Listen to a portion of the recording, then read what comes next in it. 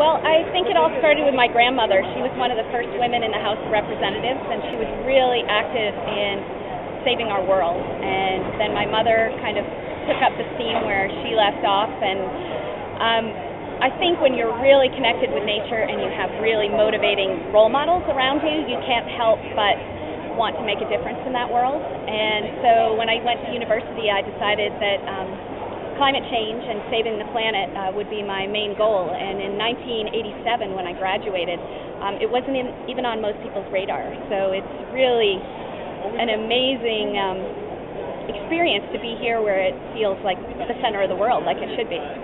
Speaking of the world, if you look up here, you can see this great big planet we're standing by. Yes, we only have one of them. As much as we want to think that we have several, this is the one. So, Allison, what inspires your work? What keeps you going? You know, I have a real intense motivation for solutions. I think a lot of people focus on the problem, and in my everyday life, I really want to walk the talk. And originally, I just started with helping people, individuals, communities, governments, and businesses on solutions to climate change. But what I felt was really lacking was inspiration. So I really wanted to walk the talk myself and show what people could do in their everyday life to reduce their carbon footprint 30%, low cost or no cost. I think this is a win-win situation both for your wallet and for the planet and to save our snow. So really, if we can look at those all together, we can really make a lot of change because that speaks a common language to people, how to save money. And I think that's a really great point you make. Focusing on solutions is really something that can bring people together no matter what their point of view is on the cause. Yeah, we've heard enough doom and gloom, and that doesn't really motivate people. It actually, I think, makes people draw back and compartmentalize climate change into an ugly part of their brain. And we really want to inspire and get people thinking about the positive things that can happen around the world. Energy security, job security, energy independence, food security. These are all really big issues. It's a win-win situation. So now everyone wants to know how they can live their values in terms of climate change. And I'm wondering what advice you can share from your personal experience about all this and how people can do that. Well, it's really easy, actually. I think people have been given a laundry list of solutions to climate change, and it's very confusing. But most people generally have a real passion to do the right thing. They just want to be pointed in the right direction, and they need to have it be made more simple. So over the years, I've developed a 4-step framework that works for individuals, businesses, communities, and governments, and it's called CROP. And the acronym stands for Calculate, Reduce, Offset, and Produce Clean Power. And I show people how to do those 4 steps in a row in a win-win situation where you can save money and reduce your carbon footprint. And I show them how to walk the talk by my own personal experiences of reducing my carbon footprint from 16 tons to 8 tons. And I really show how you can do that step by step. And the really important first step is to calculate your carbon footprint. Because if you can't manage it if you really don't know how to measure it. So we need to have meaningful reductions, and you really need to know. You don't want to look at, like, go to carbonfootprint.com, for instance, and say, look at how big my carbon footprint is. That's not the point. The whole point is, where am I and where can I go to? And you want to make sure you're going down. So step 1 is the most important thing people can do. And I'm wondering about your opinion about why Copenhagen is the perfect city for these talks. Well, you know, Copenhagen, it's kind of like my life. You know, when I live in a straw bale house and I ride my bicycle to work and I created the first solar-powered SUV, Copenhagen is one of those cities on a scale that's really walking the talk. Everything you see around the city, they actually banned landfills in Copenhagen. They actually have no garbage anymore here. The extensive network of bicycle paths, almost 30% of the population here in Copenhagen bikes to work. And everywhere you see solutions to climate change here. And, you know, that's what we need. We need inspiration. In the way that I hopefully can inspire people to make that first step.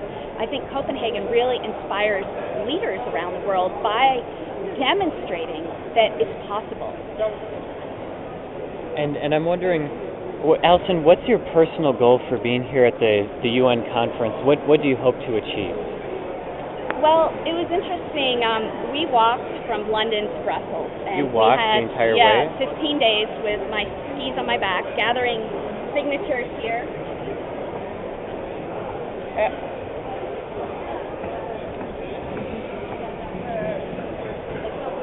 And the signatures are for the United Nations climate petition, which millions of people signed all over the world. But we had a film crew with us, and they kept saying, Allison, what do you want to achieve in Copenhagen? And my first answer was, I want to meet with the world leaders, and I want to change their opinion on reframing the debate to a business plan for climate change. Because I think, especially in the United States, we're thinking climate change is too expensive, we have an economic recession, we can't afford it. And I think if we don't change the debate, we just reformat it.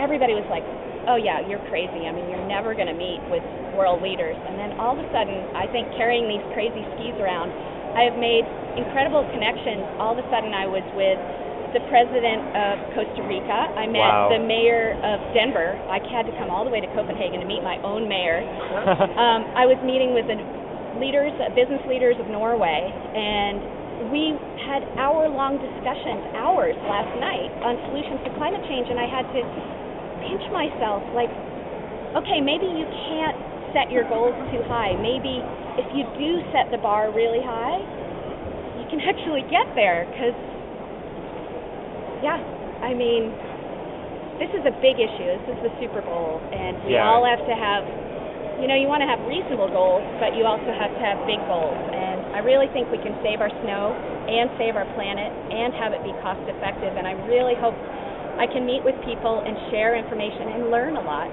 from people around me. And I just have one more question for you, Allison. Sure. And that is, what can people do in their hometowns to take climate action? In your hometowns, if you can form a group together, kind of what would you call it, a climate change solutions committee. The first step you should go back to the 4 steps of CROP. And you can actually, I've been doing this in a lot of towns, is working with people to calculate their carbon footprint for their entire community. Once you calculate your carbon footprint for your entire community, then you can look at all the solutions that you want to do in your community, and you actually can put them in an Excel spreadsheet. Sounds kind of boring, but look at carbon effectiveness and cost effectiveness, and most importantly, political and community will.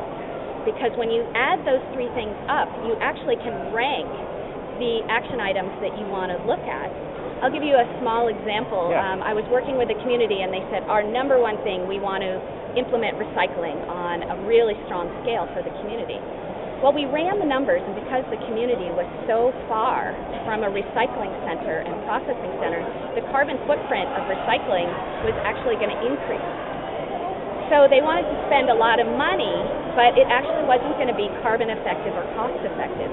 So we looked at all these simpler things they could do, like surge protectors on their computers, insulating the roof of the town hall, and all these things had an incredible cost payback of less than 6 months. So run the numbers, it really works. And I just have one more